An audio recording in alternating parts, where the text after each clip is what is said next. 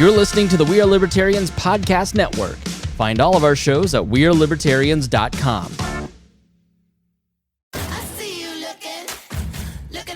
Hey loves, Haley Steinfeld here. Let's be real. When I'm on the red carpet, everyone wants to know whose dress I'm wearing. But here's the thing. We're so focused on those details, we're missing something that's actually way more important. Breast health. It's wild. Breasts get so much attention, but they're still so ignored when it matters most. Don't know what I'm talking about? Tune in on February 9th and visit yourattentionplease.com. That's yourattentionplease.com. See you then. Oh, it's such a clutch off-season pickup, Dave. I was worried we'd bring back the same team. I meant those blackout motorized shades. Blinds.com made it crazy affordable to replace our old blinds. Hard to install? No, it's easy. I installed these and then got some for my mom. She talked to a design consultant for free and scheduled a professional measure and install. Hall of Fame son. They're the #1 online retailer of custom window coverings in the world. Blinds.com is the GOAT. Shop Blinds.com right now and get up to 45% off select styles. Rules and restrictions may apply. All right, let's get back to some boring subjects. Understand the risk to our country. Freedom brings people together. You're listening to the We Are Libertarians Network. Learn more at wearelibertarians.com. Hey, welcome to We Are Libertarians. My name is Chris Spangle. It is so nice to be here with you. We're going to talk about Hong Kong, Puerto Rico, Boris Johnson. Lots of things happening overseas, and we may touch on the debates, which are happening tonight. Even though we're recording this on Tuesday, July 30th, but most of you will hear it on Wednesday or Thursday. But so we won't go too in depth on debates that aren't going to happen, but you'll know the result of by the time you hear this. So with me is Harry Price, as always, and we will be right back after this disclaimer. Warning: this show is for adults, produced by semi-adults. So the language is sometimes strong and offensive. I don't know what I said. Welcome to We Are Libertarians, where our goal is to help you sound smarter while talking to your friends. We examine current events from a libertarian perspective while treating modern politics with all of the irreverence it deserves. There has been lie after lie. We toss out the screaming heads, put people before political parties, and give context to the news to make you think. Now, here's our host, a 15-year veteran of politics and media, Chris Spangle. Hey, everybody, that's me. So nice to be here. It is... Let me just stop that right there. Let's just get on with the show. Well, I have to stop it because Harry, how are you? I'm going good. You're in a remote location. You are in a remote location. You have the text that I got from Harry was, "I'm not coming to your effing cold house, you effing monster. I refuse until you turn it up above 68 degrees." And I said no, and so he threw a tantrum and stayed home. Is that true? Yes, completely, 100% true, even though it took me a while to get the basement over 68, but yeah. All right, well, you missed out because one of our best listeners, one of our best friends, who is either still on or just back from an overseas trip, Jason Doolittle, sent you a lovely fleece blanket. And he says, "Tell Harry that I hope he stays warm in your apartment." And so you have dishonored Jason by not showing up tonight. And I think you owe him a public apology. I think Chris owes me the public apology for keeping the studio too cold. It's sexist and racist to have the temperature that cold. How is it racist? Black people are tropical people. You know this. Okay. Turn your mic up just a smidge, actually. So we've not done it this way where Harry's been in a remote location before. We wanted to give it a shot. I had an appointment on the north side, and I didn't know if I'd be back on time. And he threw out the brilliant idea of you gave me that mic. Let's do it remotely and see how this goes. So we'll see how it goes. It's weird not having you here, but it's actually kind of nice because my apartment doesn't smell like coffee, and I haven't heard you bitching for the last half hour. I thought about just sending you like texts just so you get that feel still, right. know, like that I'm there, that I'm always like there, Right. Yeah, I was like just complaining about other stuff, Wi-Fi speeds at my own house, but act like I'm there at yours. But it is nice, but it's also because Indianapolis has, I don't know who's doing the road construction planning, but they're drunk. It's awful. Literally every single road in this state is under construction right now. And in the city, it's even worse. In the biggest city, 25% of the population of money in the state. And we have basically like a loop around it called 465. And it's they're just closing it down constantly. I mean, it's impossible to drive around the city right now. Yes. And then we've got Gen Con. This is Gen Con week. And we've got 65,000 people coming in from the airport and just coming down to downtown Indianapolis. And I-70 from the airport into downtown is closed. 75,000 attendees to Gen Con and 25,000 sticks of deodorant. That's a gross high number for sticks of deodorant. Yeah. If you've never smelled a Gen Con, it's brutal. Yeah. It's that different type of nerd. And the deodorant sticks are from the cosplayers, okay? Right. Not the gamers. Yeah. It's the people who are comfortable playing 63 hours straight of a game and never showering. Like they really literally, I'm not kidding you. They put up signs at Gen Con. Don't they like close it down at one point? Like you can only play 12 straight hours and then they send you home, or they like they air it out. They force you to go home, but they'll still play. They'll go outside of the halls and they'll play games in the hall. And that's not a diss. Like I've been hardcore and played like that. I have taken breaks to go shower. Don't get me wrong. I'm not gonna just sit there and game. I've wanted to just sit there and keep gaming, but stank is stank. It's board games too. It's like hardcore, like Settlers of Catan, but super elaborate and cutthroat. And yes, and it's their lives, and they've got nothing going on and no deodorant. It's brutal. I went and I just didn't care for it. It is for the gamer. A lot of people expect Gen Con is like, well, this is like San Diego Comic Con. No. This is gaming. It's a bunch of nerds here, but this is for gaming nerds. Well, now that we've lost half our audience, half our audience is sitting there going, "Excuse me, sir." Politics and debate, but no, I want to get Gen Con is a great convention. Come to Gen Con if you're into any type of board gaming, you like gaming. Come.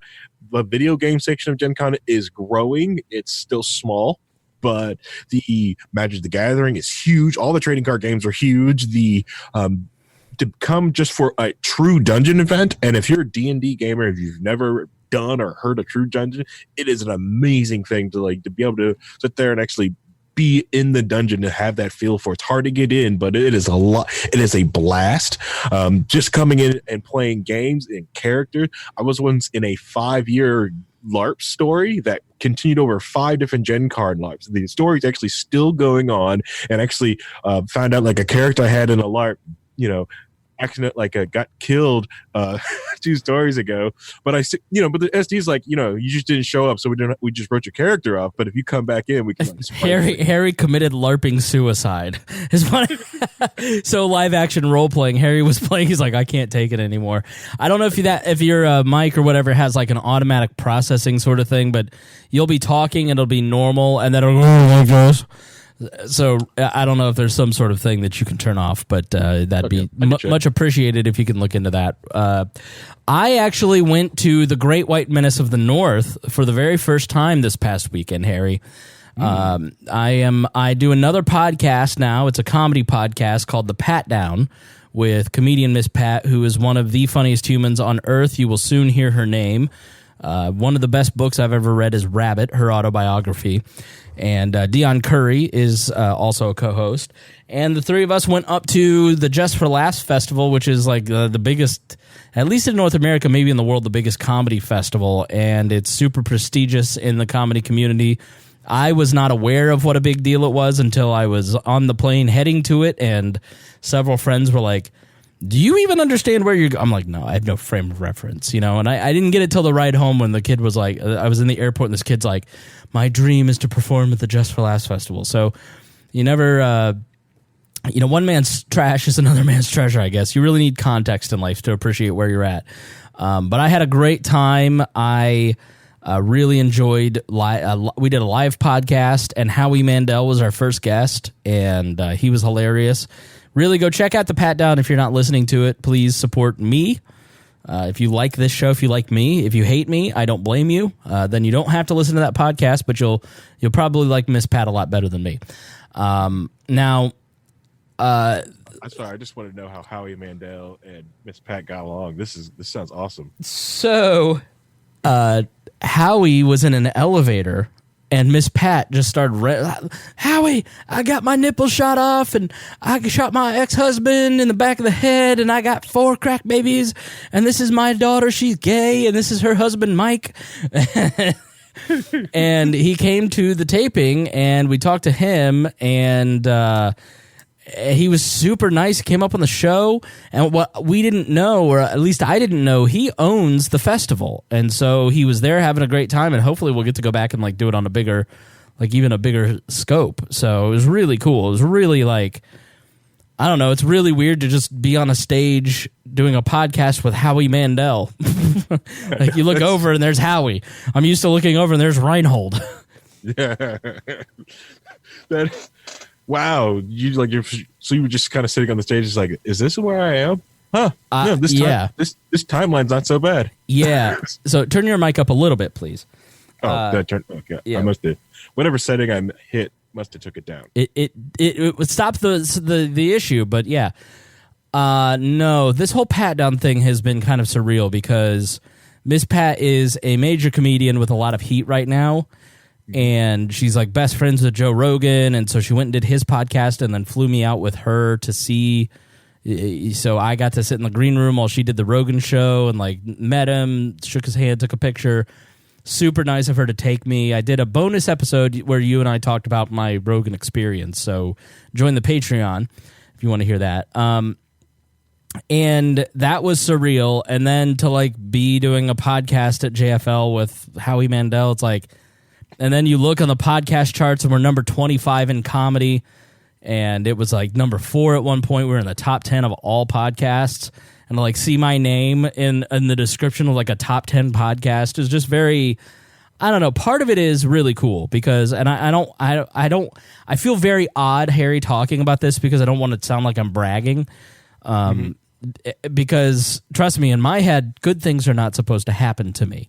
But there is a little bit of weird, like, it's nice to have worked for 10 years on podcasting and to get this kind, like, obviously people are they're booking Miss Pat, they're listening for Miss Pat. She's the special ingredient, but my expertise has kind of helped the show along, obviously, and producing it, editing it, all that jazz. So my experience has really kind of helped us get to where we are, and I do have fun doing the show. So it is a little weird to kind of get, like, to see your name at that, like, because that's not supposed to happen to you. Like, other people's names are supposed to be in that, like, top 25, top 10 podcast area and doing these cool things. So I am, like, personally struggling with it a little bit because it's just not, I don't know, like, the image in my head of where my career is and is supposed to be is different than kind of where she's taking me. So, which I'm greatly appreciative of, and I'm having a blast doing it. But yeah, it's odd. This episode is brought to you by the 2025 Lincoln Aviator SUV. The 2025 Lincoln Aviator nails that feeling of next level confidence. The updated grille and sleek lights, total head turners. Under the hood, a refined twin-turbo V6 powers you through with authority. Inside, pure comfort. Plush 3-row seating, custom climate control, available massage seats keep you ready to tackle whatever's next. Explore more at Lincoln.com. Some models, trims, and features may not be available or may be subject to change. Check with your local retailer for current information. Lincoln and Aviator are trademarks of Ford or its affiliates. At the UPS Store, we know things can get busy this upcoming holiday. You can count on us to be open and ready to help with any packing and shipping or anything else you might need. Is there anything you can't do? Actually, I don't have a good singing voice. The UPS... Nope. But our certified packing experts can pack and ship just about anything. At least that's good. The UPS Store. Be unstoppable. Most locations are independently owned. Product, services, pricing, and hours of operation may vary. See Center for details. Come in today to get your holiday goodies there on time. This episode is brought to you by Abercrombie. Build your fit to the day with Abercrombie's newest denim drop. Here's where to start. Abercrombie's 90s straight jean goes with any shirt from tees to sweater polos. Super versatile. Their loose and baggy jeans are more trend forward, so you can grab those and go out with your friends. Abercrombie's denim fits come in a range of washes. Build your looks around Abercrombie denim. Shop online or in store. Yeah. Well, you're putting in the work that same amount of work that you really do for Wall that you do for her. Yeah. It's a great ride that you're on. I'm happy for you because, like I said, you put in your work. Podcasting inside and out. A lot of people just stumble into it and they just kind of get like lucky with equipment set up and stuff like that. But you actually know what you're doing when it comes to this stuff. That's why I always find it's weird for me to talk technology with you, especially with podcasting, because this is your area of expertise. So when I'm like, what are you talking? Okay, I'll listen to you. Yeah, I'm not going to tell you about networking equipment. Boost your mic a little more. We'll get these settings right, I promise you. Teaching hospice. A little more, even more. A little more. Yep, keep going. Harry, keep going. Testing. 1, 2, chicken little. All right, that we'll just deal with that. That's good. Jiggle to the left. Perfect. Keep it there. Don't touch it. Don't move. Is that what's just going to happen? You're just going to stop over, turn my equipment on and just unplug it. This is the settings. Don't touch. Here are the settings. It's me. I'm talking now. Takes the knobs. It takes the knobs, or else it gets the hose again. I think maybe that piece of equipment to make for podcasters is a board or something to send to people. It does all the processing there, but you can digitally control it virtually. That's got to be coming, because I'll tell you what, I would love to do interviews, and I'm very jealous of when I see Mark Claire at the National Libertarian Convention and he knows everybody, and it's because Mark and Johnny interview everybody and talk to them and they're friendly with them, and I don't know them because my world is you and our co-hosts, and it's not talking to people that work for Liberty Fund or Cato or Mises or whatever. And I do think that there are some really interesting conversations to be had in some of those one-on-one conversations. But the nightmare of doing an interview show is nothing I ever want to do. And you've seen it when we've had guest hosts on where, it's I love Rob Cortell, but when he and I've sent him mics and headphones and all that. And it's just hard to get that setup right every time when you're doing it every 6 weeks. And so it'd be great to have that. If you could have that where you just plug this in and I can remote into this box, I would ship that to every person that's doing an interview and then have them, send a return label on it. I mean, that's got to be the next frontier of podcasting. It really has to be, because it's... And we just... And if you've got the expertise to build this thing, build it. Yeah, we'll test it out. Yeah, send us the prototype, just build it. See, now you're all wild. This is not going to work. Drive down here right now. Let's get on with the big show. Let's start talking about some subjects. So we're not going to go terribly in depth. I just wanted to. I do want to say, Montreal is one of the worst places I've ever been in my life. And it's not Montreal. It's me. I don't know French, and everything's in French, and all the food was weird, and it looked like America, but not. And I was frightened because it was different than what I'm used to. And so I hated Montreal so much that I was glad to land in Philly. And when you're glad to be in Philly, then you've just come from a strange place. Yeah. Right. So thanks for contributing, Harry. It's Canada. Well, I think it's funny because I'm Canada, and everyone's got this what they think Canada is, but no. Yeah. Canada sucks. Canada is America's hat, and that's it. Attic. Yes, America's attic, where we keep the creepy French. All right, so we want to talk about Hong Kong, and we want to talk about Puerto Rico, and maybe a little Boris and debates if we got time.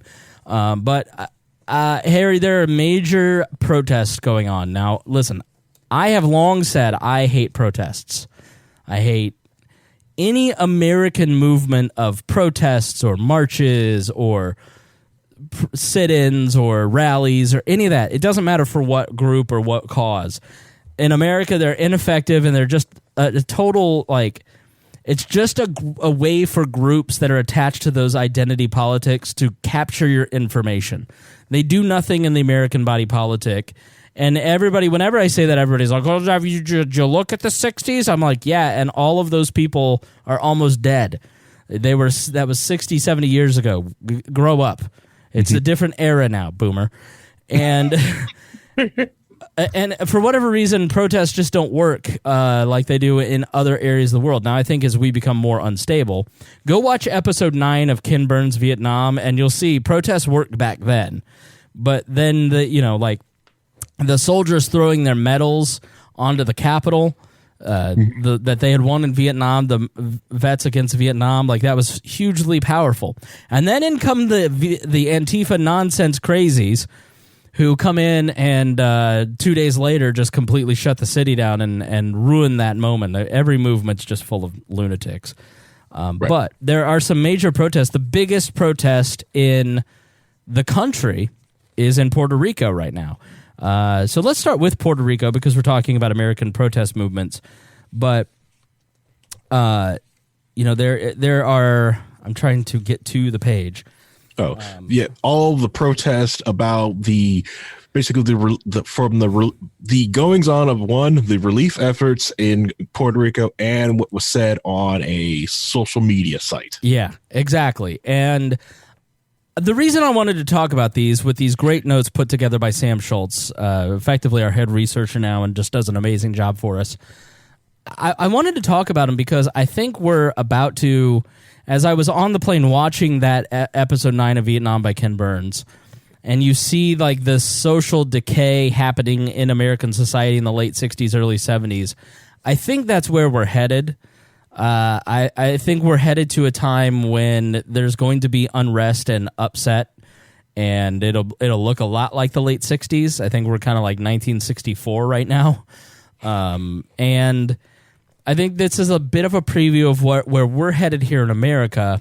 And obviously Puerto Rico is America or part of it, and so we should pay attention to what's happening there, and then as well as Hong Kong. So, yeah, the governor of Puerto Rico, Ricardo Rosello, he is actually the son of he grew up in the mansion where the governor of Puerto Rico stays, and so he's a second-generation politician. And very good-looking guy, very educated. I think he went to MIT. He's like a math whiz, engineer whiz. He went to Michigan, the University of Michigan, and just a really, really intelligent guy. And Rosello became wealthy independently because of that work, I think. And he has sort of a mixed background. His business efforts have kind of fallen through and fallen flat. Now, Harry, with you being out of the studio, I can't look at you and see when you want to talk, so you're just going to have to speak up, okay? Okay, that's fine. So that's fair. While I give the facts, if you want to give some analysis, then just pop your head up, okay? So over the last month, the last couple weeks specifically, the last 20 days, hundreds of thousands of people have been in Puerto Rico trying to take down Governor Ricardo Rosello. So long story short, there was a texting scandal on Telegram where he and his boys, and Harry, how long have we said, God forbid the wall chat ever gets made public? Oh, yeah, constantly. Yeah, that chat is, it's not what it used to be. That's for sure. What it used to be. And I always get worried when people invite new people and we didn't vote them in. Yeah, I know. Like Paul, I know. I agree. He should be kicked out. I like these new people, but we should really vote. I know. We should let in. But everybody has that group chat amongst their friends where you're like, man, Correct. I hope nobody ever sees this shit. Correct. It's the one thing at work, I try to warn people listen, you guys all know that these work chats are, I see them all. What do you mean? They're private. No. And you use the N-word too much. Yeah. If you're on somebody else's network, they can look at you, right? Well, correct. Yeah, if you're using someone else's stuff, yeah, they can see that. It's funny because how people will type stuff into Slack and they think well, it's just Slack. It's private. I'm like, yeah, until you want to see it. Right. And then like the person who owns the Slack channel, they just need to get permission from Slack to see it. That's it. And you can see everything, and you will find out that Slack keeps everything. So Governor Rosello and his boys were in a group chat, and these boys are kind of, so basically he came in, a younger generation, I think he's a millennial, and he brought in a bunch of new blood, a lot of business guys, a lot of people that he knew from the States, a lot of people that were very friendly to him. And so what happens when you come into an island, basically, and I learned this lesson here in a small town in southern Indiana. I won't say the name of the town, Seymour, Indiana. And I went and I met with the Libertarian Party there, and we started talking a lot about the politics there. And because this small town was 40 minutes from any major road or interstate or anything, they were fairly secluded, but it was still a fairly decent-sized town. But it was just totally insular.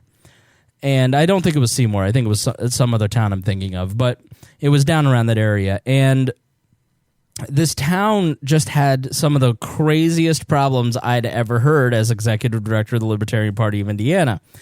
And the reason was that there wasn't a lot of movement. It was just the same people kind of have grown up to manage the town, and it was the first experience that I really had in Indiana with the old good old boy network that existed in Indiana before, the 1980s, 90s kind of cleared out and new leadership came in across the state. And that's kind of what Puerto Rico and some of these islands, you have an old guard. This is the way we do things. We're not going to be corrupted by America and how they do things, and very resistant to change. And so when Rosello came into Puerto Rico with his boys, as I'll call them, and started to do things a different way, they weren't receptive to listening to that old guard. Now, I've made this point about the Libertarian Party nationally. There are a lot of people like the Mises Caucus, and a couple years ago, 2-3 years ago, where I would say to Michael Heiss and the Mises Caucus, which was an upstart caucus, we're going to take over the party, we're going to reform it, and we're going to recruit people to go, and we're going to change it, and blah, blah, blah, blah, blah. I said, Michael, you don't understand that the people that make up the 1,000 voting delegates of the Libertarian Party, those people have been in the party 10, 20, 30, 40 years. Some of those people founded the party. And they're a tight network of people, and they're just not going to hand over the reins to you if they don't feel that you're going to be responsible with what they have put in terms of time, treasure. Like somebody like Joe Houtman, who has worked for the Libertarian Party cause for 45 years, is not just going to hand over the reins to some kid just because he says, I'm new, I'm fresh, I've got bold ideas. That's not how power works. People don't give up power freely until they really it takes a lot. It takes a massive outer pressure of new influx, or it takes people working within the system and making that old power comfortable with the new power. And the problem with Rosello and his boys is that they didn't sit down with those guys, and when they did, they didn't listen. They didn't ask for advice. They didn't listen to advice. They just said, well, I'm president now. We're in charge of all these cabinet posts. And so this happens all the time in politics. It's happening to the Indiana Attorney General. He was just sort of brash and didn't really want to talk to the legislature, and didn't think that he needed precinct committeemen and county chairmen. And he was the Attorney General now, and there's nothing that any of them could do about it. And the second he got into trouble, they didn't help out. And that's what happened to Rosello. Rosello got too enamored with his own ability to be a charismatic new leader, to be the Kennedy of Puerto Rico, that he forgot to tend the garden of the old guard. And so when trouble came about, as it always does for a new and experienced politician, they weren't with him. That's why Donald Trump can do whatever he wants. There's an established power base within the Republican Party that will just support a Republican president because of their own self-interest, no matter what the president does or says. If it isn't clear to you that the party will do anything to protect itself, including supporting Donald Trump, it should be clear to you. And so that's kind of what happened. So this texting scandal where their group chat gets leaked ends up completely hanging them. And so that's kind of the overview of what happened, Harry. Yeah, and Trump does, like, if you watch, like, Trump does go after does help out the old guard. It's like he gives them the judges that they want. They give Trump goes after make sure the old guard of the Republican Party is happy. He also, the good old boy network here in Indiana, period. It's still around. It's the FBI has cleared out a lot of it, especially in Muncie. Right.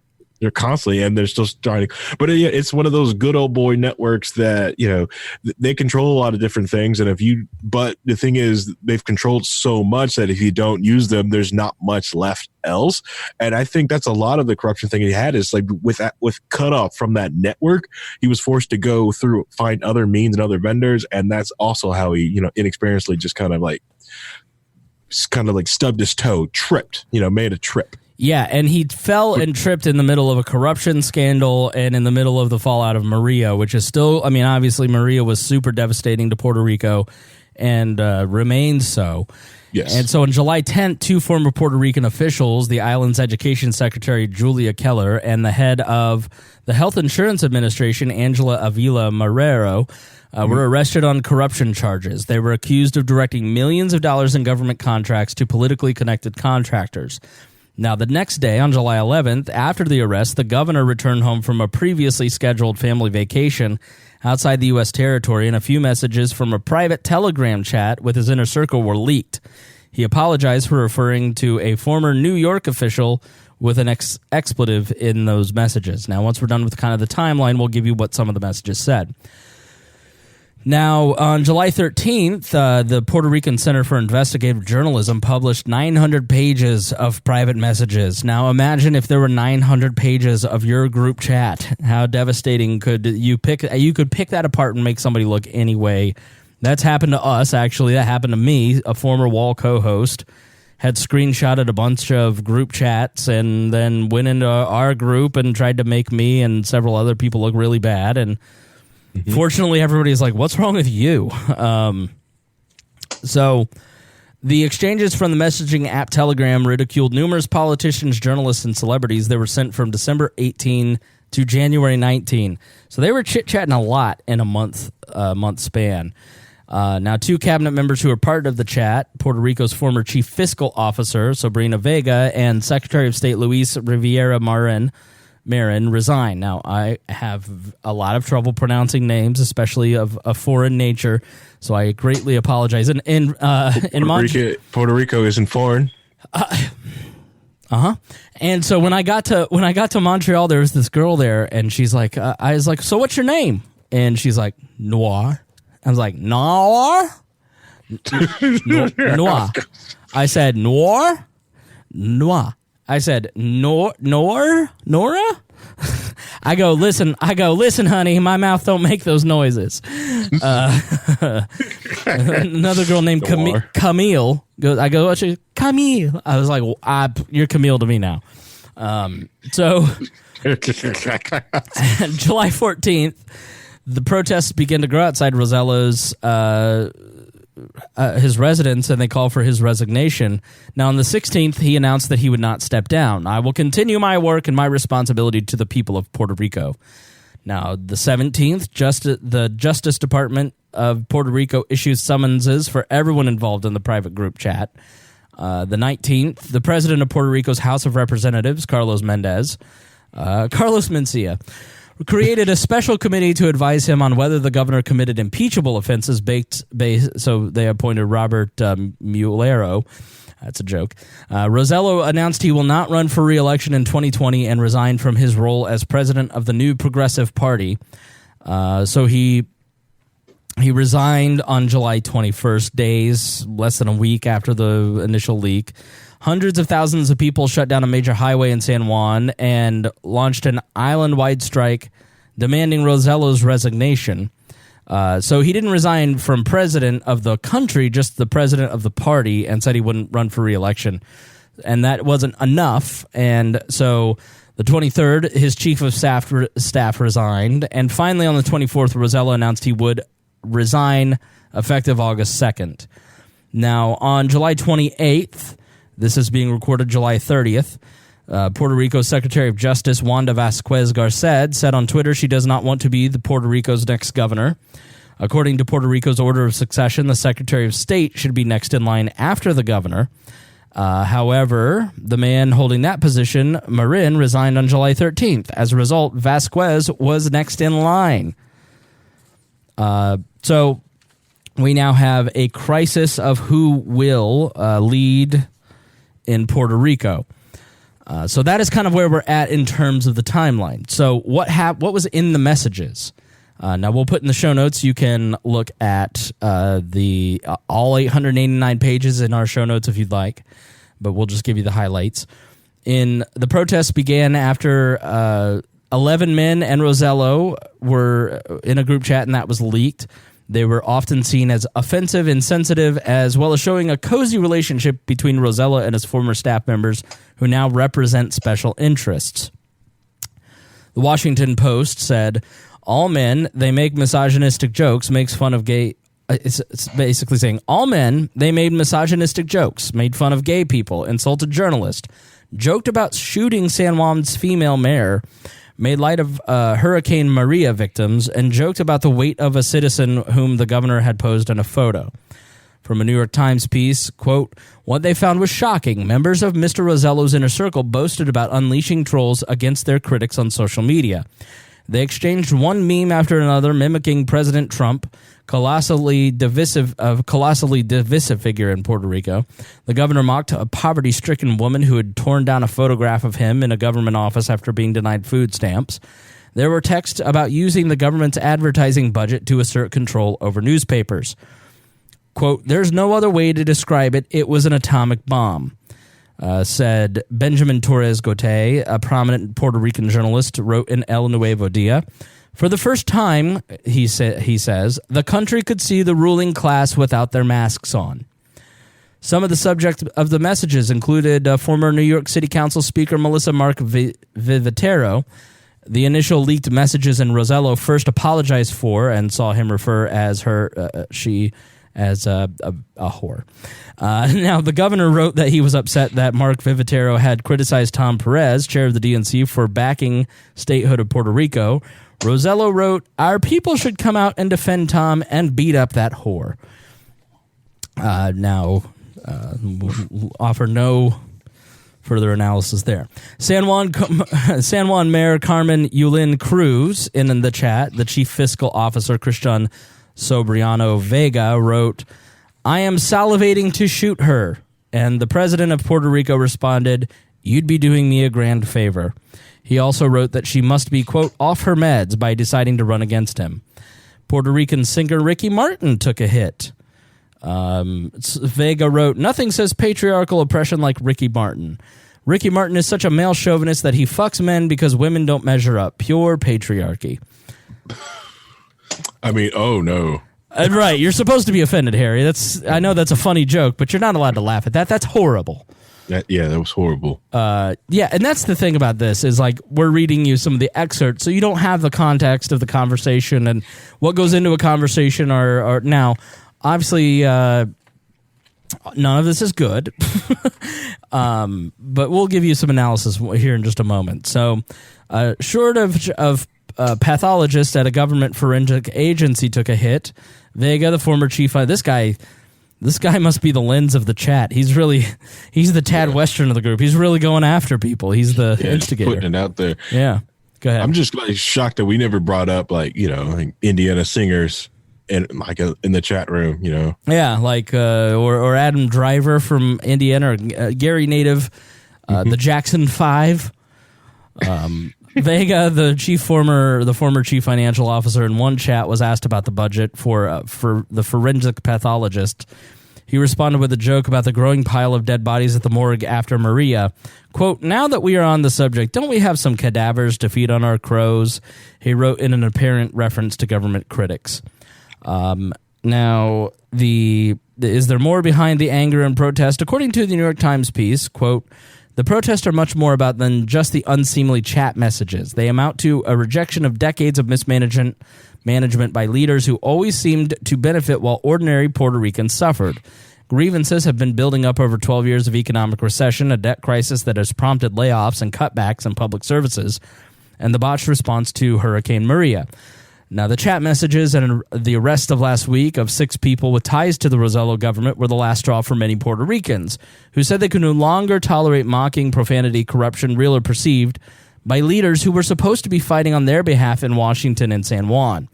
So protesters wanted to get rid of both Rosello and the unelected oversight board created by Congress to manage the finances of the island's government, which owes far more than it can pay to its creditors. Protesters have been chanting, Ricky renuncia y alleviate a la junta, which translates to, Ricky, resign and take the board with you. In many ways, the events that lead to the turnover of the Puerto Rican government began in June. Raul Maldonado Gautier, the Secretary of the Treasury and the former Chief of Staff to the governor, told a radio interview that there was an institutional mafia operating a profit-making business in his department. He said that some of them had threatened him and tried to extort him.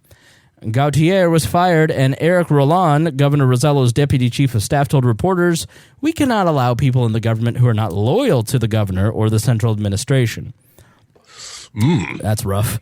Mr. Maldondo's son took to Facebook to denounce Governor Rosello as corrupt. In short order, the police showed up at his house, purportedly to investigate whether he had proper permits for a cache of firearms he owns.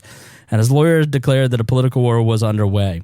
So it's very clear that this guy needs to go. He's clearly a dangerous person with no good intentions and has absolutely nothing but disgust and distaste for the people that he governs.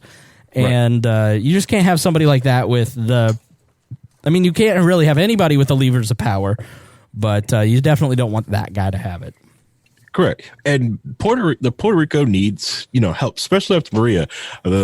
That's why the federal government suspended the Jones Act, so things could get there quicker and faster and cheaper. But even when they got there, they realized, everything else it's not being managed properly.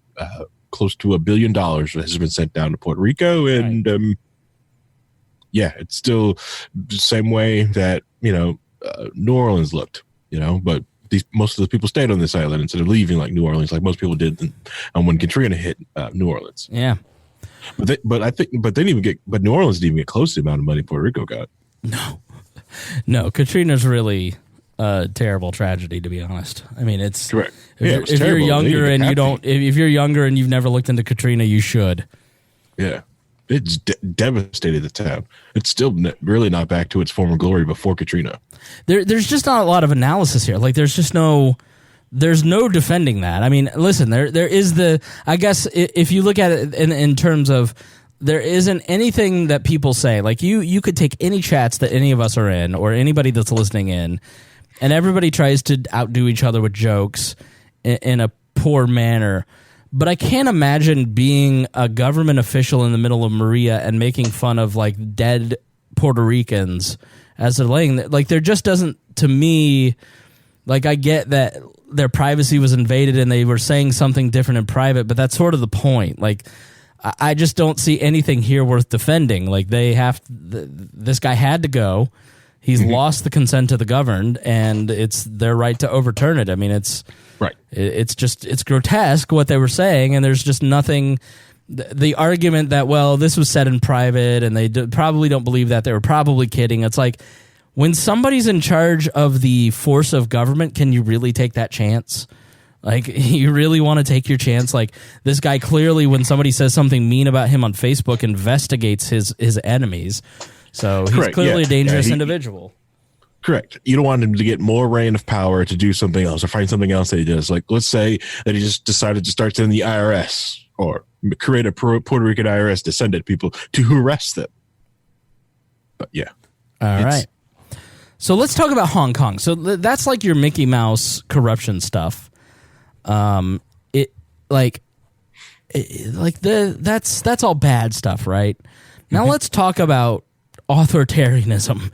The reason I wanted to really kind of look at Hong Kong is Hong Kong. I mean, I was in '97. They were a British port essentially, and then in 1997 they were returned to China under a policy known as One Country, Two Systems, which promised autonomy, a high degree of autonomy from the communist China mainland and Hong Kong. Now, even as a young freshman or sophomore in high school, I knew that was never going to work, and it was only a matter of time.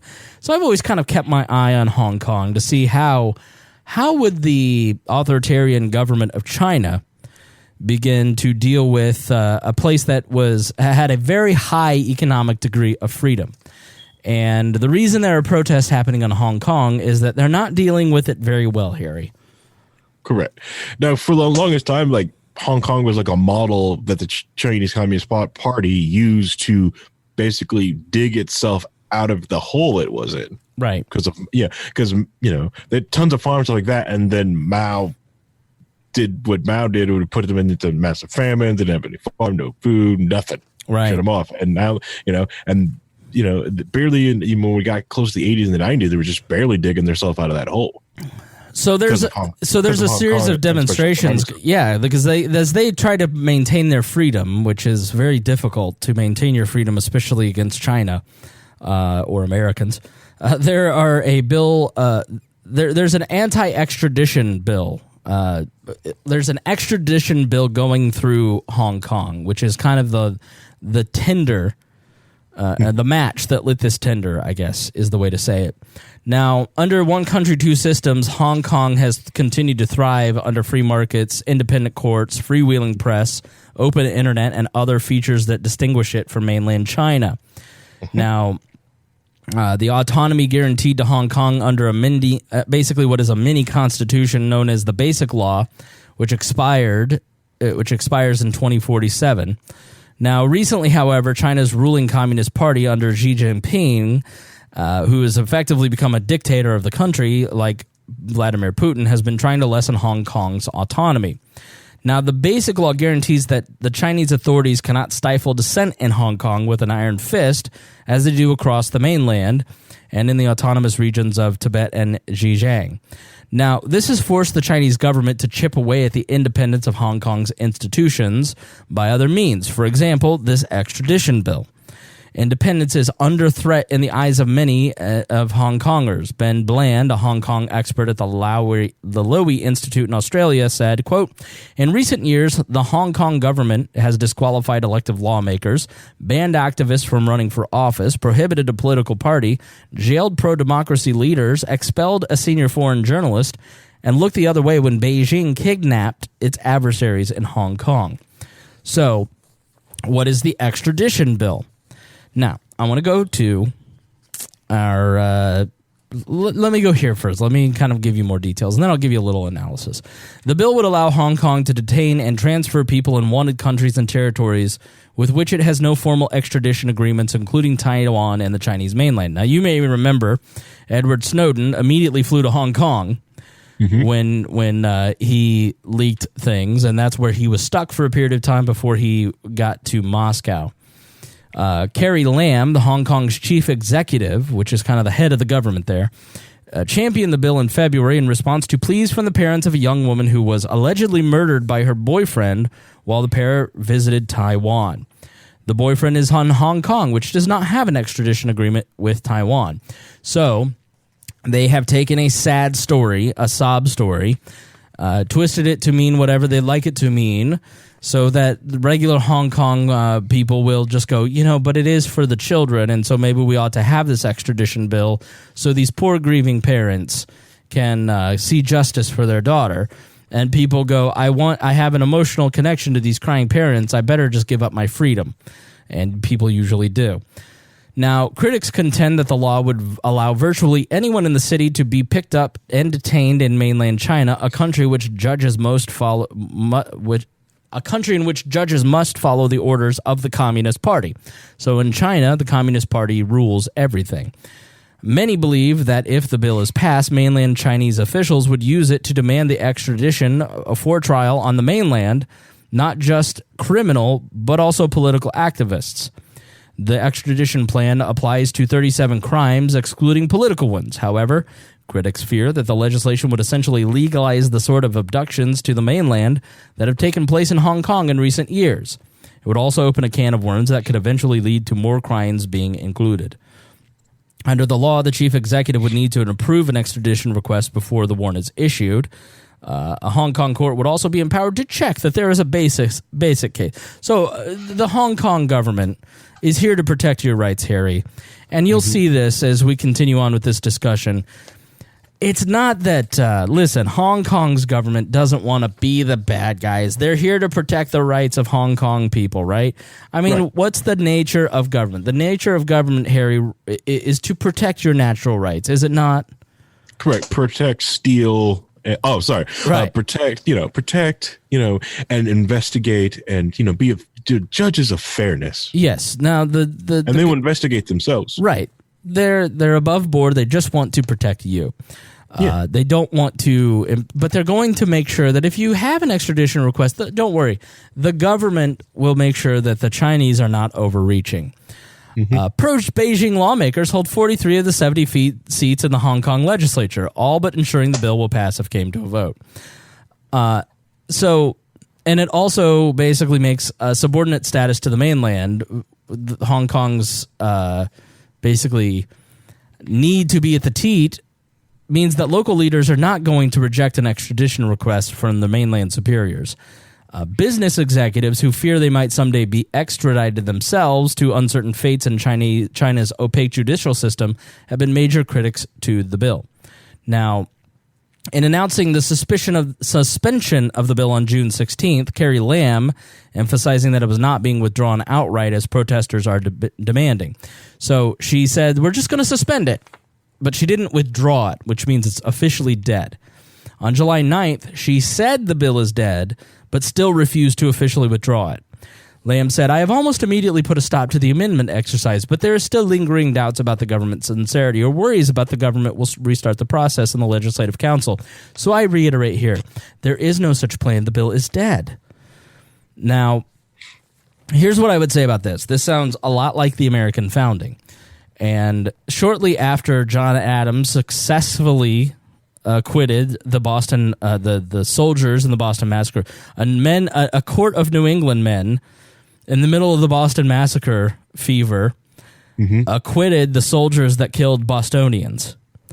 And then shortly after that, King George said, no, any soldier needs to be tried in England because they need a fair trial. And eventually all trials they were threatening to hold in England. And it wasn't fair because you weren't going to get a fair shake in England. You were going to get whatever the state wanted to give you. Right. And that's what's happening here. And I will also say that so I watched a documentary on Auschwitz. Now, I know Godwin's Law and all that, but this is the example that most people are familiar with. They're most familiar with Nazis. Auschwitz was not an internment camp for Jews. Auschwitz began as a political prison for Poles and Germans that they wanted to get out of Germany and political dissidents, especially Polish dissidents. And so the majority of the people that were held at Auschwitz initially were political dissidents. And that is where a tyrannical government always starts. They always start with the people who are the dissidents. They always start to eat away at the people who can... The way that they rot out the inside of government is they remove the people who are criticizing the government. And so pointing fingers, right, who get the people riled up to get them out of their houses, away from their things, and try to make some noise. In a communistic society, in an authoritarian dictatorship like Xi Jinping's China, Hong Kong is an existential threat to him because the people that he keeps under his thumb can look at the free markets of Hong Kong and go, I don't have that freedom, why not? And so he must get rid of the freedom of Hong Kong. And what better way to begin rotting their freedom than to begin rotting the freedom the way that King George tried with the Americans and the way that it always is tried with all authoritarian governments. Export and get rid of all political dissidents. Why do you think Germany in World War I, Germany basically, so they went, I think it was to Switzerland. That's where Vladimir Lenin was being isolated to. He had been shipped out of the country by the Russians, by the Russian Tsar Nicholas. And the Germans went and got him and sent him on a train and put him on a guarded train through Germany, so he couldn't escape the train and corrupt and pollute their society. He was basically a toxin that the Germans put into Russia so that Russia would eventually leave the war. He was exiled. And so this is what they always try to do. They always try to exile and execute anyone who is a dissident. And that's what they're going to do in Hong Kong. And so the protests there are massive because they understand the existential threat that this extradition bill is. They don't fall for the BS of the parents crying. They understand that this is the beginning of the end of our freedom if we don't fight now, Harry. Right. And that's why I would like the parallels to the American Revolution, because these are just like them. These people have, they have the ability to own not land, because there's not much land in Hong Kong. It's really expensive, but own stuff. They have stuff. Their family owns stuff. It's not just you can't just get rich in Hong Kong just because you're just politically connected. Right. You can work hard, and then you can also leave and easily go places and have people come visit you. You can't do that in most of mainland China. You just don't even have the resources for that. And when you watch these protests and you watch how they don't back down and they watch their people who are supposed to represent them, they just kind of just like, not ignore them, but just show them like they show that they won't be ignored. Their leaders are on the side of Beijing. There's no doubt about it. They are losing quickly. The chaos is about to descend on Hong Kong because the people there recognize their freedom is being taken away, and the scoundrels that are in charge of the Hong Kong government are responsible. Right. Yeah. It is, I don't know. It's weird to watch it because it is like one is the complete ignorant out of most of the media. They're not even talking about it. When you go to most things, it's not even on anyone's radar. A lot of the protests were happening, especially ones where the police put up signs that said, "Hey, back down. We'll have to open fire. And they didn't. The police did just back down. Like, no, we're just gonna let them in. Yeah. Well, the Carrie Lam is basically saying to China, no, we got it. You don't need to send in Chinese troops. But the Chinese army has bases in Hong Kong, and Beijing keeps threatening to release the People's Army into the streets of Hong Kong if they can't get it under control. And the leaders in Hong Kong know exactly how that's going to look. And so they're desperately trying to avoid that. So a little bit about the protests. They first happened on March 31st with an attendance of 12,000 pro-democracy protesters. Police peak the figure at 5,200. The movement gained stronger momentum after a second demonstration on April 28th with an estimator. The police estimated 22,000 people. Organizers claimed 130,000. Protest was held on June 9th, and it was attended by 240,000 people, according to the police, or 1 million, according to the organizers. Now, on June 12th, protests outside the government headquarters escalated to violent clashes with police. 22 were injured. Multiple rounds of tear gas and rubber bullets were fired at protesters from police in riot gear. Pablo Wong, a freelance journalist based in Hong Kong, was at the protest for over 9 hours. He told USA Today the perseverance of the mostly youthful crowd, who he said were protesting, was unprecedented in Hong Kong, and 81 people were injured in the violence. Now, why did the protests continue? Because Lam suspended it but did not officially withdraw the bill. Lawmakers could still bring it back and act upon it before the end of the year, something protesters fear will happen. Quote, "She is trying to delay and hope the Hong Kong people forget," said one protester. As protests have continued, opponents of the bill have had their concerns grow. Many argue the police have been overly violent in their response, and other claims the death of a protester has not been properly addressed by the government. On July 21st, protests broke out, the seventh in a series of demonstrations that have taken place there every weekend since early June to make citizens' displeasure with Carrie Lam known about and to call for an investigation into police actions at the protest. While the extradition bill died in early June, demonstrators have continued to as a platform for citizens to push back against what they call police brutality. Lam's dismissal of the protesters as rioters or stubborn children has just only worsened things there. Beijing's growing influence in the city's politics is also making things more chaotic. Violence escalated on the 21st as unknown assailants wearing white attacked the protesters, injuring at least 8 people. The affiliation of the group of attackers in white is unknown, but some suspect they have ties to Beijing. So basically, China is shipping in their own Antifa to make the protesters look bad. Thousands continued to protest on July 27th and 28th, and on both days, the police fired tear gas and fired rubber bullets. So the protests there have become violent, and I don't blame them because they're in the fight for their life. And I think those of us here in America need to watch that and to understand what they're fighting for and to recognize that you have to be mobilized to fight for your liberty. You have to fight for your freedom. There is an actual cost to it, and sometimes that may even mean revolutionary action. But these protesters are doing it in a nonviolent way, and that's incredibly important. Nonviolent protest works. Violent protests do not, because it always turns everybody against them. So we wish the best of luck to those in Hong Kong who are fighting for liberty.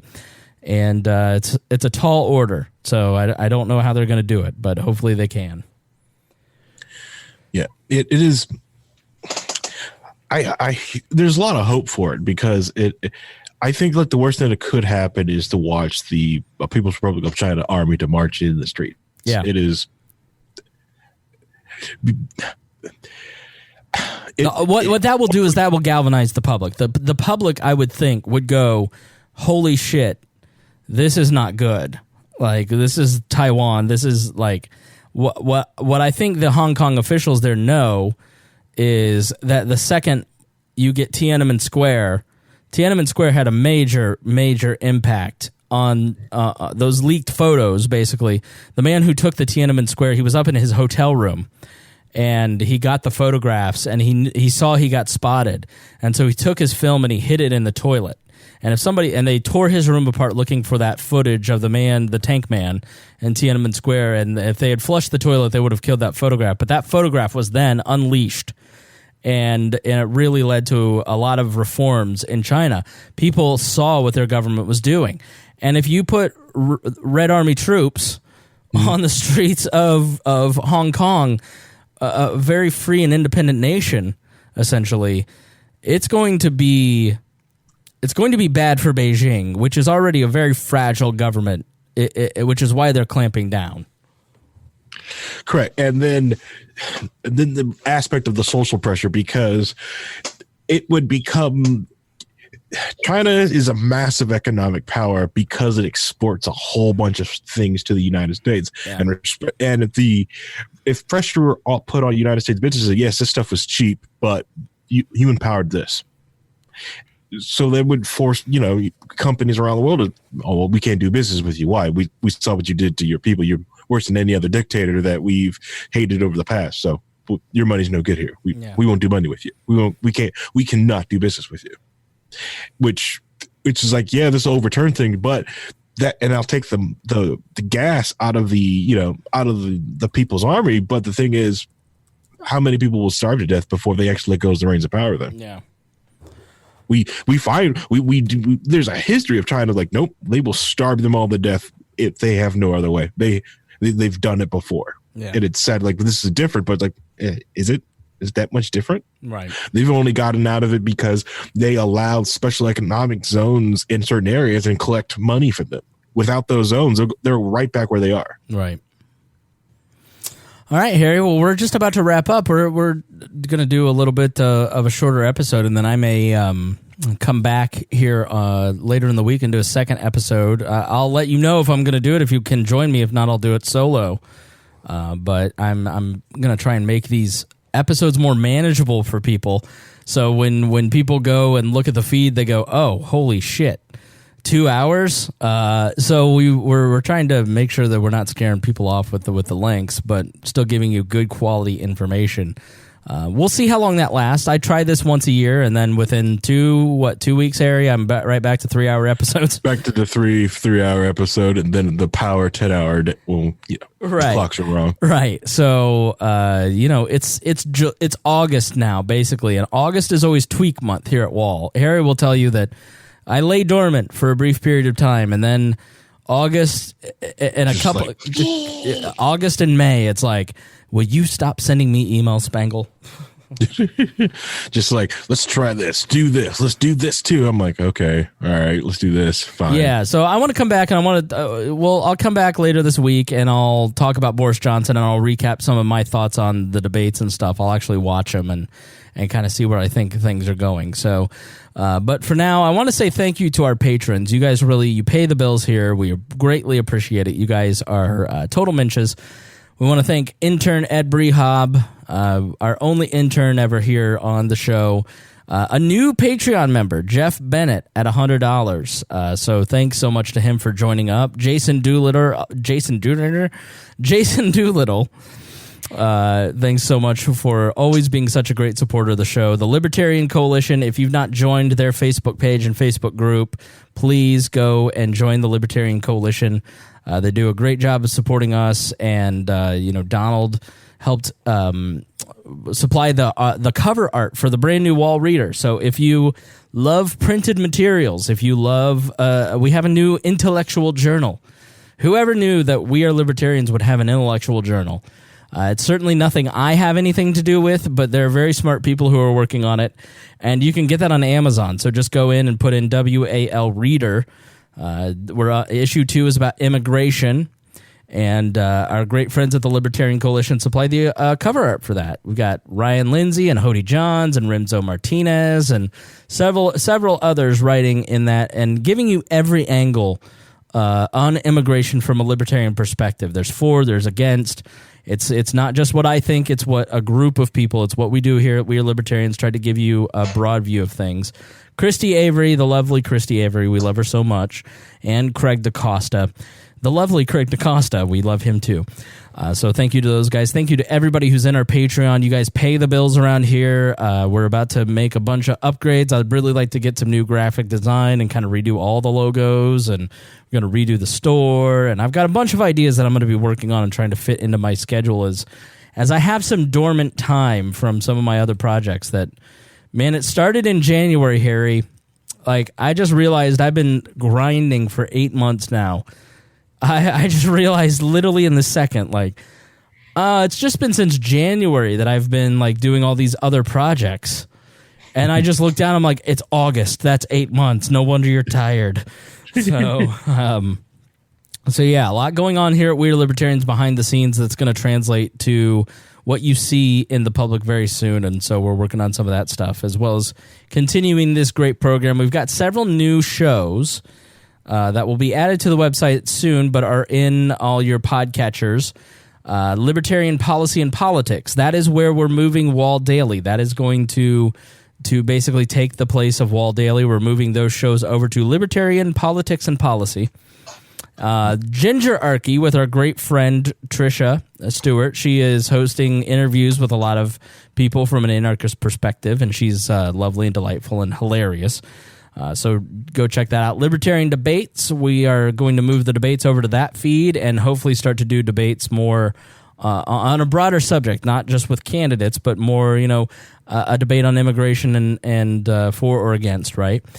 And so those are the new feeds, along with our other great shows like Boss Hog of Liberty and Brian Nichols. How could I forget Brian Nichols? Raw Audio Politics. And so check out all of our podcasts over at wearelibertarians.com, and you can get the feeds for all that stuff. So, Harry, thank you so much for joining me. Let's give the final sign-off. Anything that you'd like to cover, the floor is yours. Oh, man, I didn't think I was going to do this, but the one thing I do recommend for people is to really keep an eye out on the situation that's going on in Hong Kong. That, to me, of the stories we're talking about tonight, that's the one to really like. Yes, Puerto Rico, that happened in the U.S. and that's interesting to watch that power struggle. But that's it's not as interesting. The one going on in Hong Kong is going to be worth the watch. Yeah, I think it's a hugely important fight for liberty that. Like 100 years ago, you'd be reading about this going, wow, they really fought their ass off for liberty. So I just think it's one of those points in time where you wouldn't normally like see something in your lifetime like this. So yeah, please tune in and make sure that you pay attention to it now that you kind of understand what it is. Right. Yeah, that's all good. All right, man. Well, thanks so much for joining us here on We Are Libertarians. We love all of you, and we will talk to you further here in just a couple days. I'm not going to kill myself with 2 shows a week. We'll figure it out. I just want to make sure that, listen, here's what it is. I've got a lot going on, but my first love is We Are Libertarians, and I want to make sure that this audience gets everything that they have always gotten and expected, and maybe tighten it up a little bit in certain areas, but at the end of the day, give you the same irreverent commentary on politics that you've always expected from us, and the fun that you've always expected from us. So make sure that you follow us and continue to tell your friends about the program as we move into 2020. So with that, we will say au revoir, and I'll talk to you in a couple days. I picked that up in French Canada, Harry. Au revoir. Bonjour. Bonjour. Salut. All right, so we'll talk to you later.